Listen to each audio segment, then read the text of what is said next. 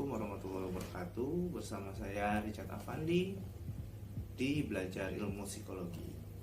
Kali ini kita sudah masuk babak baru dalam pembelajaran ilmu psikologi. Kita masuk ke pembelajaran hipnosis dan healing. Nah, selama 1 minggu ke depan kita akan ngobrol, kita akan diskusi tentang bagaimana caranya healing, terutama dengan hipnoterapi dan self yang saya kuasai.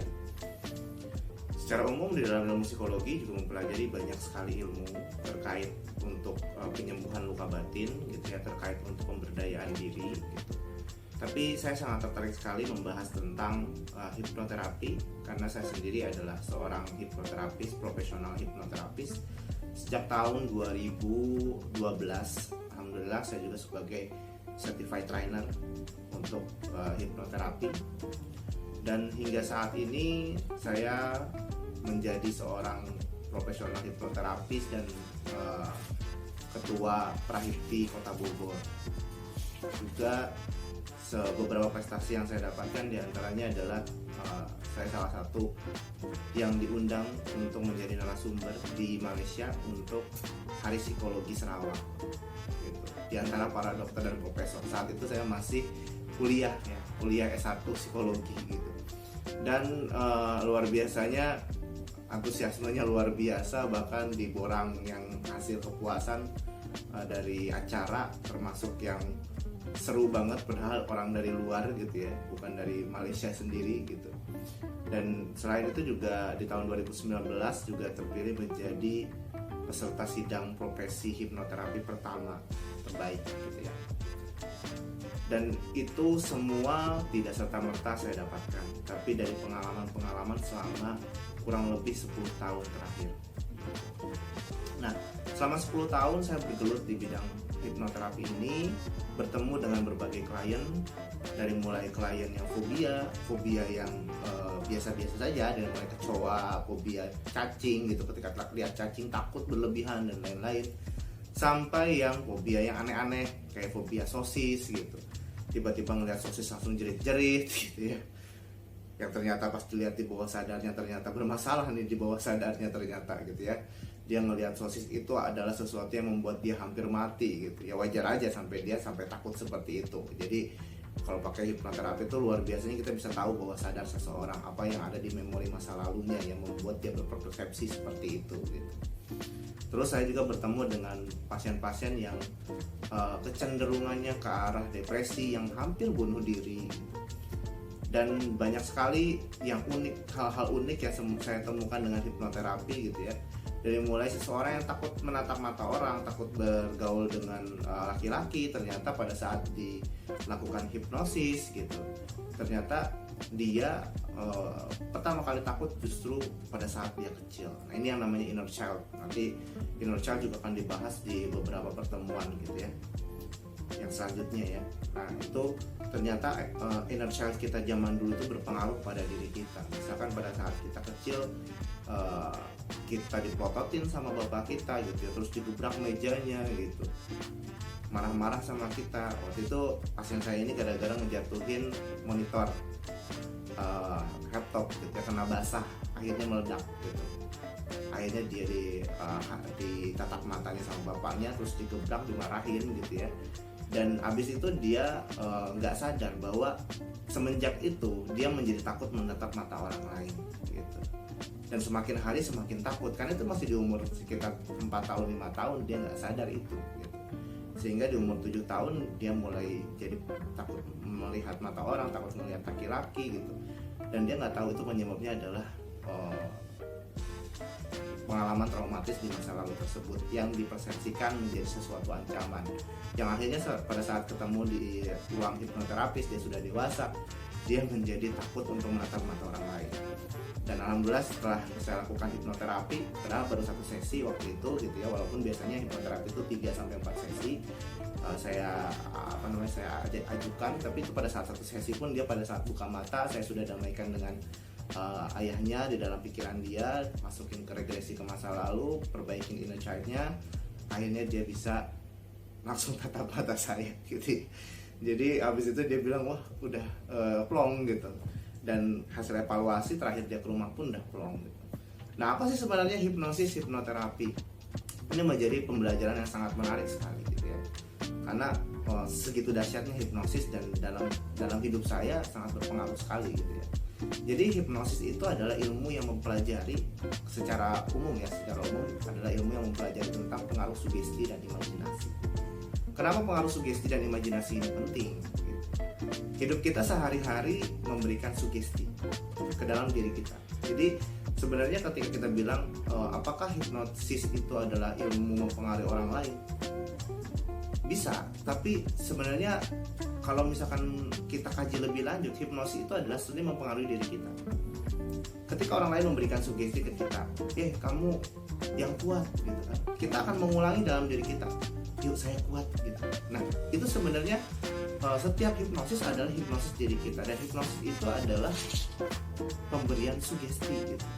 Ilmu yang mempelajari tentang pemberian sugesti. Sugesti sendiri apa? Sugesti adalah saran yang mudah diterima oleh pikiran bawah sadar. Nah, pikiran kita ini ada pikiran sadar, ada pikiran bawah sadar. Kalau pikiran sadar itu yang tugasnya analisa, kritis gitu ya. Kita misalkan melihat ada orang jualan di Indomaret, misalkan nawarin ke kita, apa sih? Kayaknya nggak penting. Nah, itu tuh pikiran kritis tuh, memikirkan, mengkritisi. Tapi ada juga pikiran yang bawah sadar, yang dia langsung melakukan. Misalkan otomatis kita pagi hari tanpa kita sugestikan gitu ya, itu sudah masuk di bawah sadar karena diulang-ulang. Kita ngambil ngambil sikat gigi, langsung sikat gigi. Kita perintahkan nggak dalam diri kita, itu ada di bawah sadar kita karena diulang-ulang setiap hari seperti itu. Bangun tidur ambil sikat gigi, langsung sikat gigi. Nah hal-hal seperti itu masuk di bawah sadar. Misalkan saya tanya sama Anda, apapun makanannya, minumnya botol sosro gitu ya.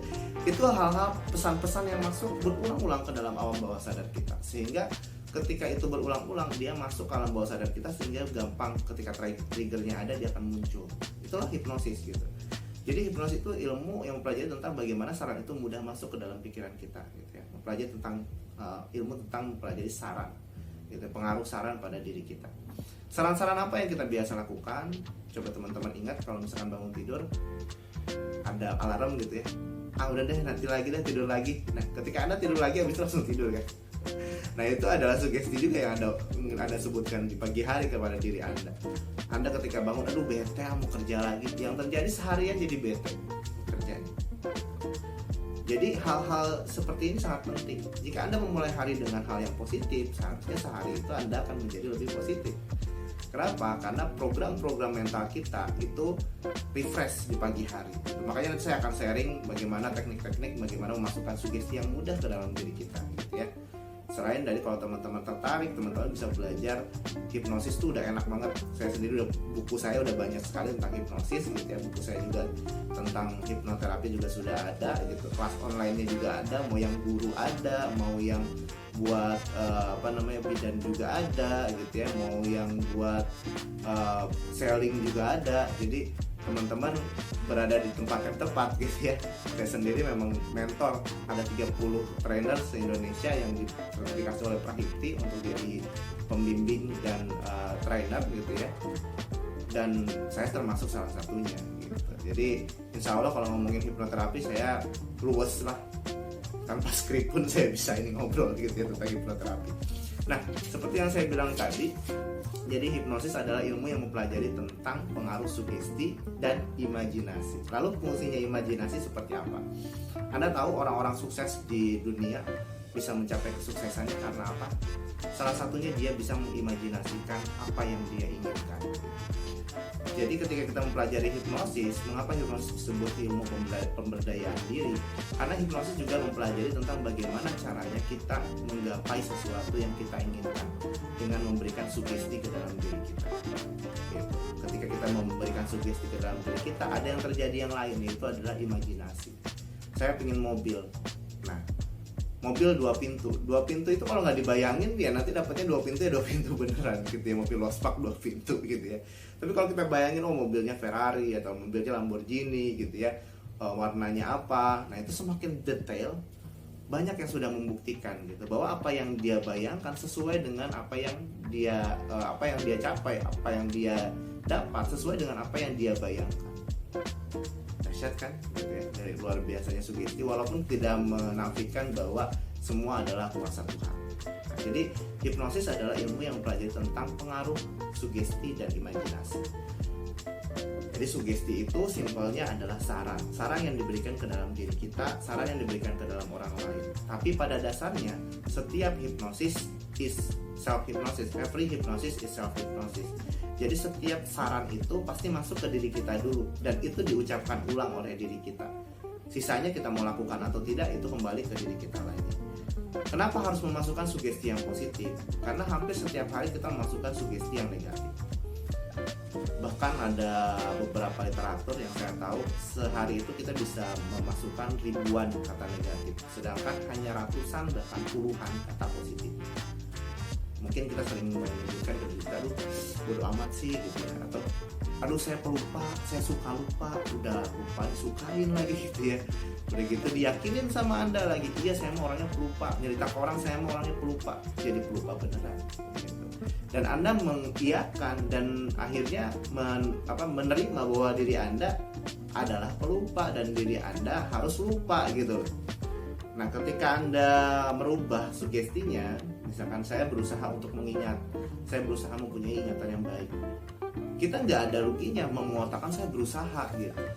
Kita juga nggak berbohong, saya bisa mengingat dengan baik, saya nggak ngomong seperti itu. Dalam sugesti hipnosis ada caranya memasukkan sugesti ke dalam pikiran kita. Kalau misalkan kita bilang kayak di seminar motivasi, saya pasti bisa, saya semangat, saya hebat gitu ya, itu bagus. Tapi ada kalanya kita ngomong apaan sih gitu. Nah itu bisa kita di dalam ilmu hipnosis pun ada cara-cara untuk memasukkannya lebih mudah. Seperti saya memilih untuk bisa gitu ya, saya memilih untuk meraih impian saya. Kata memilih aja itu bisa memboosting, membuat diri kita semakin yakin gitu ya. Yang tadinya nggak yakin kalau ngomong saya bisa gitu. Kalau saya memilih kan otomatis apa yang akan kita lakukan adalah sesuai dengan pilihan kita. Nah itu kata-kata itu semantik ya. Kata-kata itu juga dipelajari di dalam hipnosis. Jadi hipnosis itu bukan cuman kayak seminar motivasi, saya pasti bisa, saya hebat gitu ya, saya akan dapat 1 miliar gitu. Nah di hipnosis sendiri kita dihindari kata-kata akan gitu, karena pikiran kita itu sifatnya present tense gitu. Apa yang kita ucapkan itu seperti kita alami saat ini gitu. Nah itu akan dipelajari di pembelajaran sugesti itu.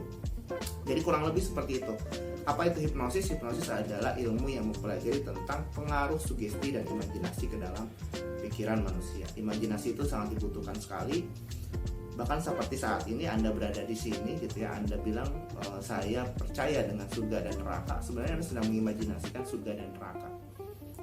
Dari kecil kita diceritakan tentang surga dan neraka. Bagaimana surga itu bisa masuk ke dalam pikiran kita? Karena kita diceritakan dan kita membayangkan itu. Bagaimana kita bisa menciptakan sebuah mobil, sebuah truk, sebuah pesawat? Karena semua ide-ide itu dibayangkan di dalam pikiran kita. Jadi semakin kita tahu ilmunya untuk mengarahkan orang untuk membayangkan sesuatu. Kenapa sih di sales asuransi hipnosis ini penting gitu ya? Manusia itu punya dua kecenderungan, mendekati nikmat, menjauhi sengsara.